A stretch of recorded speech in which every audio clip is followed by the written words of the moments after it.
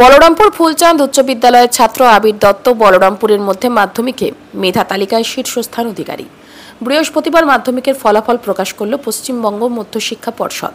সেই মতো বলরামপুর ফুলচাঁদ উচ্চ বিদ্যালয় থেকে 661 নম্বর পেয়ে ব্লকের মধ্যে শ্রেষ্ঠ স্থান অধিকার করল বলরামপুর শহরের গোশালা রোডের মধ্যবিত্ত পরিবারের ছেলে আবির দত্ত। আবিরের বাবা বিশ্বরূপ দত্ত পেশায় একজন শিক্ষক। বাড়িতে বাড়িতে গিয়ে টিউশন পড়ান এবং মা বিরুলা দত্ত সংসার সামলান। আবির জানায় পড়াশোনাতে সেই রকম একটা সময় দিতে পারতো না। এরপরেও যে এত ভালো ফলাফল করবে তা কখনোই আশা করেনি। আগামী দিনে ইঞ্জিনিয়ারিং নিয়ে পড়াশোনা করতে চায় সে। তার সাফল্যের পেছনে অবদান রয়েছে স্কুলের শিক্ষক, টিউশনের শিক্ষক, মা, বাবা, দিদি সহ সমস্ত পরিবার। আবিরের এই বিশেষ কৃতিত্বে মিষ্টিমুখ করিয়ে খুশিতে আত্মহারা হয়ে ওঠে আবিরের মা, বাবা সহ সমস্ত পরিবার। খুবই ভালো লাগছে। আশা যদিও করিনি, মানে এরা দুই বন্ধু ছিল, সব সময় 1-2 নম্বরের পার্থক্য থাকতো এদের মধ্যে, তাই আশা সেভাবে করতে পারিনি যে আমার ছেলেই ব্লক প্রথম হবে। খুবই ভালো লাগছে। ও আগামী দিনে আরও ভালোভাবে এগিয়ে যাক। স্যার ম্যাডামরা যারা ওকে যারা সাহায্য করেছেন বা পড়িয়েছেন, এবং ওর বাবা খুব খুশি হয়েছেন যে মানে ব্লক অধিকারী প্রথম স্থান অধিকার করাতে খুব ভালো লেগেছে ওনার। তাই বাবার নাম এবং বাবার মুখ উজ্জ্বল করুক। ও নিজের ইচ্ছে মতো নিজের ভালোভাবে পড়াশোনা করে যাক এবং নিজের সাফল্যের পথে এগিয়ে যাক, এটুকুই আমি আশা রাখছি।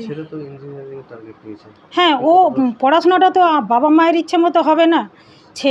একটা ছাত্রছাত্রী যেটা ভালো বুঝবে, নিজে যেটা পড়ে মানে ভালো বুঝতে পারবে বা ওর যেটা ভালো লাগবে সেইভাবেই করা দরকার আমি বলবো। ওর ওইটাই ইচ্ছে আছে, তাতেই ও যদি নিজের ইচ্ছে মতোভাবে পড়াশোনা করে এগিয়ে যেতে পারে, আশা রাখছি ভগবান ওর মঙ্গল করবেন এবং সাফল্যের পথে ওকে এগিয়ে নিয়ে যাবে। আমার নাম মৃদুলা দত্ত। হ্যাঁ স্যার।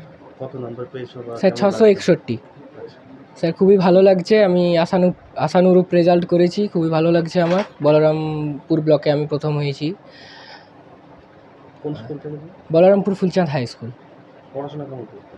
পড়াশোনা মানে স্যার আমি খুব টাইম টেবিল ধরে পড়াশোনা করতাম না। যখন ইচ্ছে হতো পড়াশোনা করতে আমি সেই সময় পড়াশোনা করতাম। মানে খুব একটা জোর জবরদস্তি ছিল না কি যে মাধ্যমিক আছে, মানে একটা চাপের ব্যাপার থাকে অনেকের কাছে। তো আমি খুব একটা চাপ নিইনি, আমি সাধারণভাবেই পড়াশোনা করতাম। তুমি কি ভেবেছিলে যে তুমি প্রথম স্থান অধিকার করবে? স্যার না স্যার, ভাবিনি।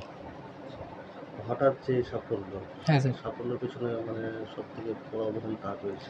স্যার আমার অবদান রয়েছে আমার স্কুল কর্তৃপক্ষ, আমার সমস্ত স্কুল টিচারদের, আমার টিউশন টিচারদের, আমার বাবা মা, সমস্ত ফ্যামিলি মেম্বারের।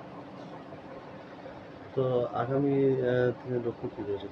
আগামী দিনে স্যার ইঞ্জিনিয়ারিং। পরিবারের কেমন সাপোর্ট দিচ্ছে? হ্যাঁ স্যার।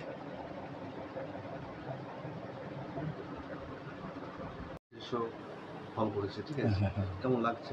ভালোই লাগছে বেশ। ছেলের সাফল্যের পিছনে আপনাদের কতটা অবদান রয়েছে? ছেলের সাফল্যের পেছনে প্রথমত ওই স্কুল টিচার্সদের, হ্যাঁ, তারপরে ওই টিউশন টিচার যারা ওকে টিউশনি পড়িয়ে তৈরি করেছে এত দূর অবধি। আর আমিও প্রাইভেট টিউশনই পড়াই, তো সেই হিসাবে আমিও দেখেই যেতাম ছোটো থেকে। হ্যাঁ, কী করেন আপনি? আমি গৃহশিক্ষক, বাড়িতে বাড়িতে গিয়ে টিউশন পড়াই।